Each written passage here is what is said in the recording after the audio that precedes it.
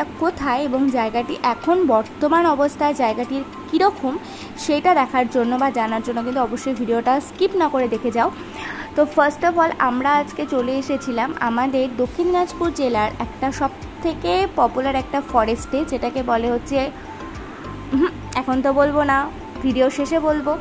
তো যাই হোক, আমি এখানে এসে আমার সব থেকে যেটা খারাপ লেগেছে সেটা হচ্ছে এইটা, যে দিঘি বা পুকুর বা ডোবা যাই হোক না কেন, এর ধারে অনেক মাছ আছে যেগুলো মরে পড়ে আছে।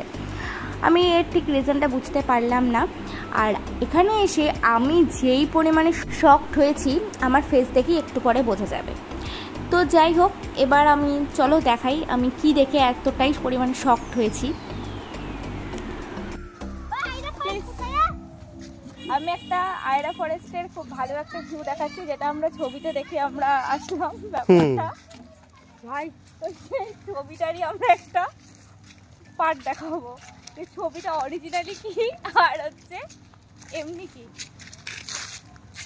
এইদিকে এইদিকে প্লিজ। ও এই সেই জায়গা না? হ্যাঁ,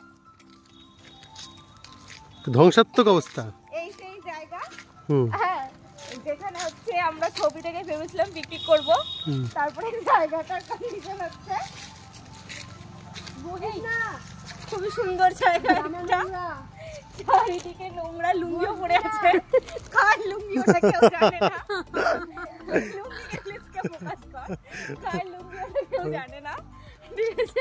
লুঙ্গিও পড়েছে না ওখানে, লুঙ্গি বস্তা।